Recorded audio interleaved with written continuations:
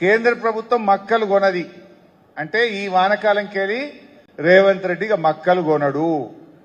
కేంద్ర ప్రభుత్వం జొన్నలు కొనది, సోయాబీన్ కొనది అంటే ఈ వానకాలంకెళ్ళి రేవంత్ రెడ్డి కాంగ్రెస్ ప్రభుత్వం మక్కలు కొనది, జొన్నలు కొనది, సోయాబీన్ కొనది, కందులు కొనది, శనగలు కొనది, పెసర్లు కొనది.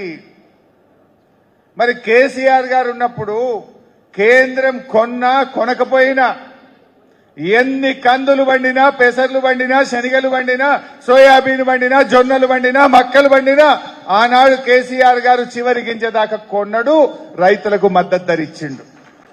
కానీ ఇప్పుడు కాంగ్రెస్ ఏమంటుంది? ఈ వానకాలంకెళ్ళి కేంద్రం కొనుమన్నంత కొంటాం, ఏ పంట కొనుమంటే గా పంటనే కొంటామంట. మరి నువ్వెందుకున్నావు? పీకనికున్నావా? నువ్వెందుకున్నావు? మరి కేంద్రమే కొన్నాక నువ్వెందుకు పీకనికా? మరి ఇది రైతులంటే మాట, నా మాట కాదు. మరి ఆనాడు కేసీఆర్ కొనలేదా? కేంద్రం వడ్లు కొన్నది, ఆ వడ్లు కూడా ఇప్పుడు ఏందన్నట్టు దీన్ని బట్టి మొన్న యాసంగిలో 80 లక్షల మెట్రిక్ టన్నుల వడ్లు కొన్నామన్నారు. కేంద్రం ఎంత ఇచ్చింది మనకు? టార్గెట్ 50 ఇచ్చింది. అంటే ఇప్పుడు వచ్చే వానకాలంకెళ్ళి వడ్లు కూడా మొత్తం కొనరిగా. కేంద్రం 50 ఇచ్చింది అనుకో, 50 లక్షలు కొంటారు, తర్వాత చేతులు లావడతారు. అంటే మనం ఏడమ్ముకోవాలి? అంటే వడ్లు కొన శాతగాని ప్రభుత్వం, పంట కొనింది శాతగాని ఈ కాంగ్రెస్ ప్రభుత్వాన్ని ఇంకే రైతులను నమ్ముతారే? ఇంకా ఏ రైతన్నా ఈ కాంగ్రెస్ పార్టీకి ఓటేస్తాడా అని అడుగుతా ఉన్నా నేను.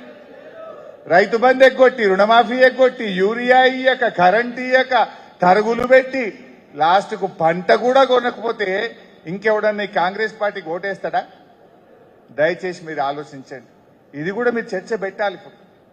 మీ ఊర్లో కసీర్ కార్డునో అరుగుల మీద కూర్చున్నప్పుడో, దావత్ పోయినప్పుడో, ఫంక్షన్లకు పోయినప్పుడో 10 మంది రైతులు కూర్చున్న కాడ ఏ రకంగా ఇవాళ కేసీఆర్ గారు రైతులకు మేలు చేసిండు, ఏ రకంగా ఈ కాంగ్రెస్ పార్టీ రైతులకు ద్రోహం చేస్తుందో వివరించాల్సిన బాధ్యత కూడా కార్యకర్తలుగా మన మీదనే ఉంటది.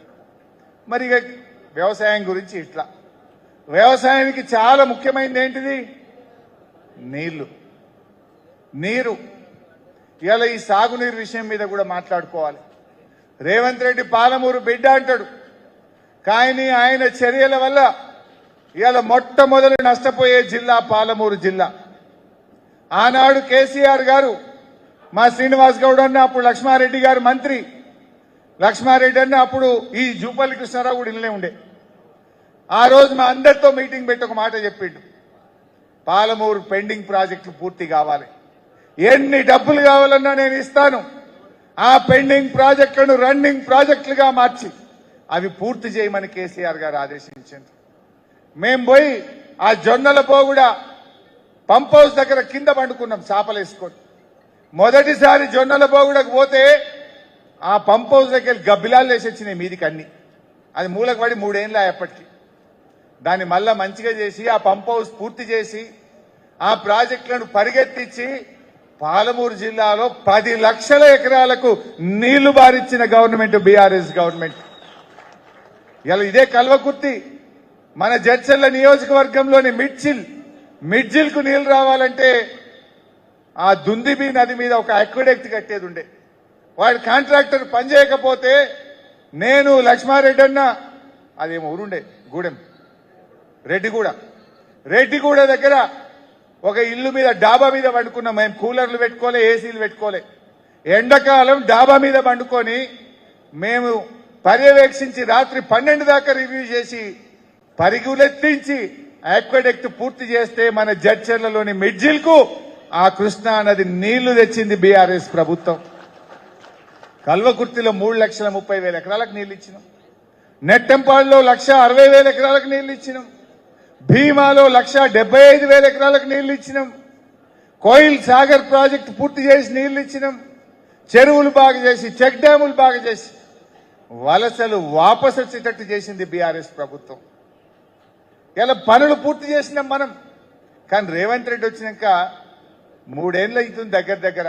ఒక్క ఎకరానికి పాలమూరు జిల్లాలో నీళ్లు ఇచ్చినావా అని నేను అడుగుతా ఉన్నా. నిన్న వచ్చిండు 2.5 ఏళ్లకు వచ్చి అంటాడు ఈయన పాలమూరు బిడ్డనట. ఇంకా నేను ఈ పాలమూరు ప్రాజెక్టు అర్థం కావడానికి నాకు 2.5 ఏళ్లు పట్టింది అంటుండు. నీకు అర్థం కానీకే 2.5 ఏళ్ళు పట్టింది, మరి నువ్వు చేయనీకెన్నేళ్ళు పడుతుందో ఇంకా.